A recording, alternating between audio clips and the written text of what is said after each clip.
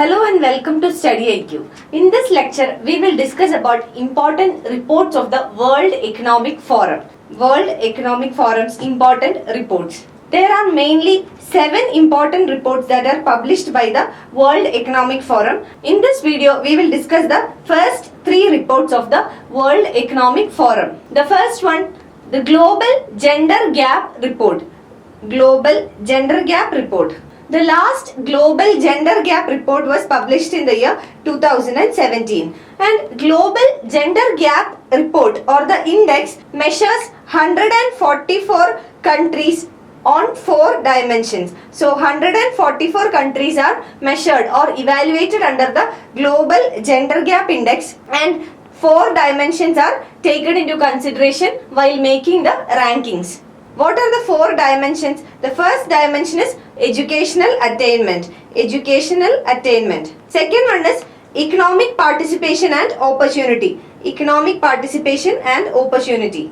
Third one is health and survival. Fourth one, political empowerment. So these are the 4 indicators, and based on this indicators, the World Economic Forum gives ranks to this 144 countries. And according to the World Economic Forum, the rank of India is 108, and we said that 144 countries are evaluated by the World Economic Forum and the rank of India is 108. And one thing you must notice here is that in 2017, we are talking about the 2017 report. So in 2017, from the previous report, India has slipped 21 places, which means that in the previous report, the rank of India was 87. So now India lost 21 places, and according to the 2017 report of the Global Gender Gap, the rank of India is 108. And according to the World Economic Forum, the Global Gender Gap report says that the best performing country is the Iceland,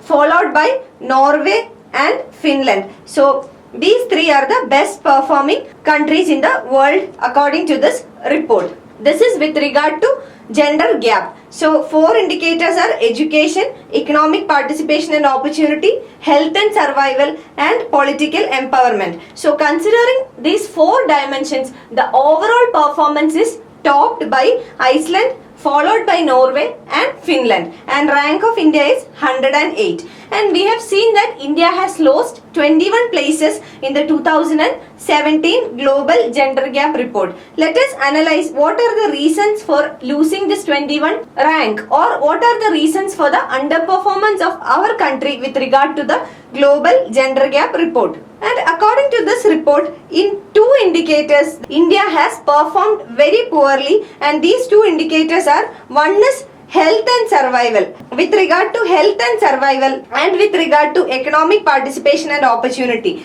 in these 2 indicators, the rank or the performance of our country is very low.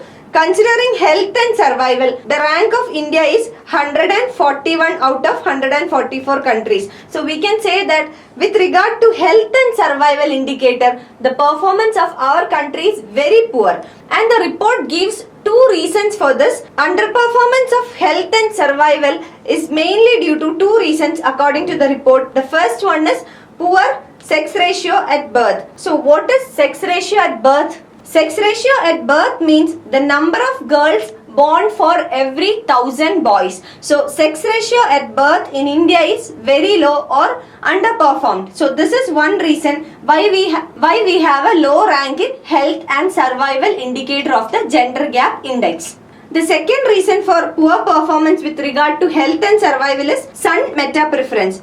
What is meant by son meta preference? Son meta preference says that parents may choose to keep on having children until they have the desired number or wanted number of sons in the family. So this is son meta preference. And the sex ratio of the last child or SRLC measures the rate of son meta preference in the country. So in this regard also our country underperforms. So these are the 2 major reasons given by the World Economic Forum in its Global Gender Gap Report with regard to India for its poor performance in health and survival. We have in detail discussed about sex ratio at birth and also son meta preference in a previous module. So hope it is clear for you.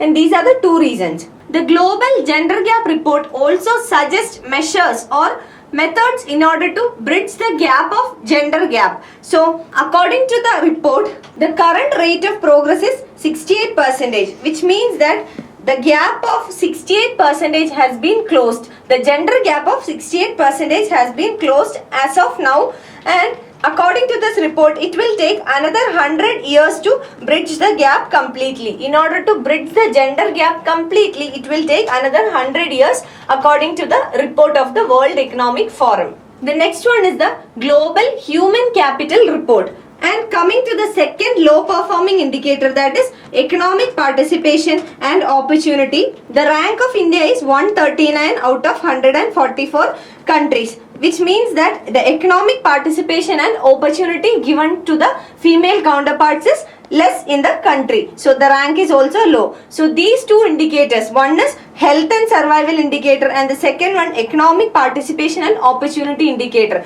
These two indicators perform very poorly, and that is why the rank of India has been very less in the Global Gender Gap Report. Next one is the Global Human Capital Report. The World Economic Forum evaluates the development of human capital of 130 countries. So in total, 130 countries are evaluated, and the rank of India is 103 according to the Global Human Capital Report 2017. So rank of India is 103.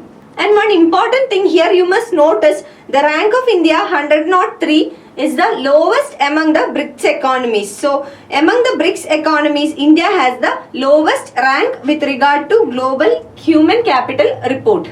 And according to the report, the topmost performing country is the Norway, followed by Finland, Switzerland and the US. So these four are the topmost performing countries with regard to Global Human Capital. And what is the Global Human Capital Report all about? The World Economic Forum, through the Global Human Capital Report, evaluates the performance of countries with regard to the development of human capital, or how a country develops its human capital is what is measured under this report. And for evaluating this performance, 4 dimensions are taken into consideration and 5 age groups are taken into consideration. So on the basis of 5 age groups and 4 dimensions, the World Economic Forum prepares the Global Human Capital Report. Coming to the BRICS economies, Russia is the best performing country and Russia has a rank of 16. China has a rank of 34, Brazil 77 and South Africa 87. And we already said that India is the worst performing country among the BRICS economies and the rank of India is 103.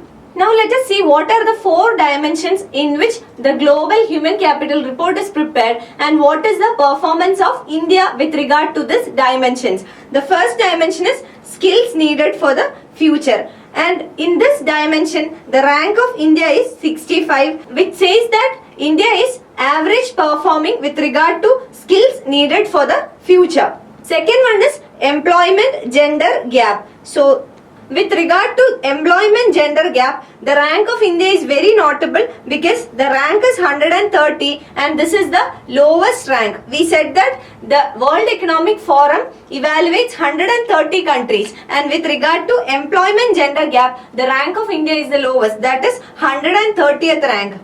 The third indicator is educational attainment and deployment of human capital.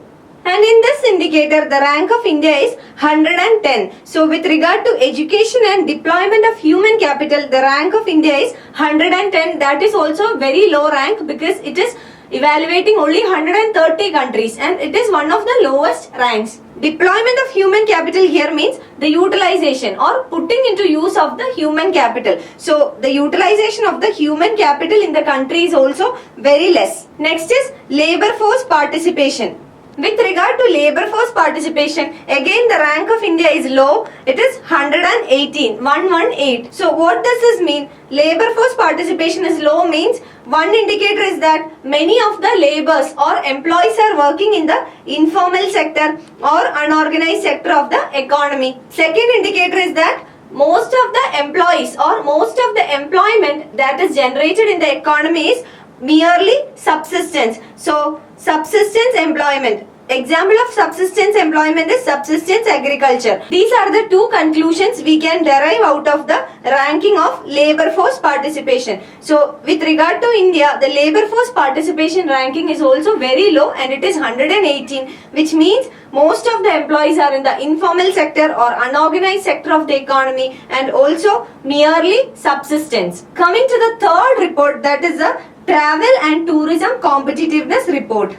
The World Economic Forum evaluates 136 countries for this Travel and Tourism Competitiveness Report. And in the Travel and Tourism Competitiveness Index, the World Economic Forum measures the policies and the factors that enable sustainable development of travel and tourism sector. Sustainable development, which means sustainable development is the development which takes into consideration of the future generations or the need of the future generation as well. So sustainable development is measured. The rank of India according to the World Economic Forum is 40 out of 136 countries. And this report is based on 14 dimensions. And in this report, Spain tops the list. So Spain has the first rank, followed by France and then Germany. The worst performing country is the Yemen, which has a rank of 136, and the reason for this worst performance is the recent wars or continuous wars in the country, which poses security problem for the travelers and the tourists. So Yemen is the worst performing country with a rank of 136. Rank of India is 40 and the best performing country is the Spain, followed by France and Germany. Coming to the Asian giants, China has a rank of 13 and Japan has a rank of 4. And if we see the rank of India in the Travel and Tourism Competitiveness Index, we will see that comparing to other reports, India has a better rank in this regard. And let us see what are the factors that have helped India to attain a better rank in this report. The first reason is international openness. International openness means the boundaries or the borders of our country are open to the tourist, which means that we have tourist friendly policies. So the policies of the government are tourist friendly or policies that attract the tourist. For example, we have e-visa, we also have visa on arrival, etc. So all this will attract more tourists into the country and number of tourists will increase. The second reason is our vast cultural and natural resources. We know that we have vast cultural as well as natural resources and this is a major attraction for the tourist.